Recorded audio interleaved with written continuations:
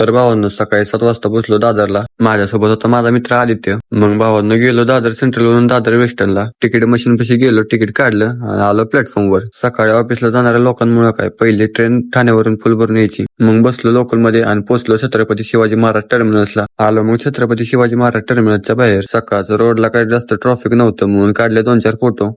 मग आलो bus stop जवळ, तेवढ्यात बस पण आली. मग भावानं गेट ऑफ इंडियाला जाणाऱ्या बसमध्ये बसलो. 12 रुपयाची तिकीट काढली आणि निघालो गेट ऑफ इंडियाकडे. मग पोहोचलो भावानं गेट ऑफ इंडियाला. सकाळी 9 वाजता गेट ऑफ इंडियाचा व्ह्यू खूप भारी झालेला. मग भाऊ बोलला आपले फोटो काढायचे. काढले मग फोन मध्ये 10-15 फोटो. त्यानंतर आलो भावानं गेट ऑफ इंडियाच्या बॅक साईडला. गेट ऑफ इंडियाच्या बॅक साईडला खूप बोटी थांबलेल्या. त्यानंतर भावानं मी निघालो ताज हॉटेल बघायला. तेवढ्यात माझी भेट यनजॉंग सोबत झाली. यनजॉंग होता नॉर्थ कोरियाचा. त्याला काय आपली मराठी आणि हिंदी भाषा जमत नव्हती. मग भावानं यनजॉंग सोबत इंग्लिश मध्ये बोलायला लागलो. तर भावानं यनजॉंग सांगत गेले 30 दिवस मी इंडिया फिरतोय आणि आज यनजॉंगची मुंबईमधून टोकियोसाठी फ्लाईट होती. तर भावानं यनजॉंगला लास्टचं नाईस टू मीट यू बोललो. मग आलो मी छत्रपती शिवाजी महाराज टर्मिनसला आणि बसलो लोकल मध्ये. तर भावानं राहिलेला व्हिडिओ नेक्स्ट ब्लॉग मध्ये.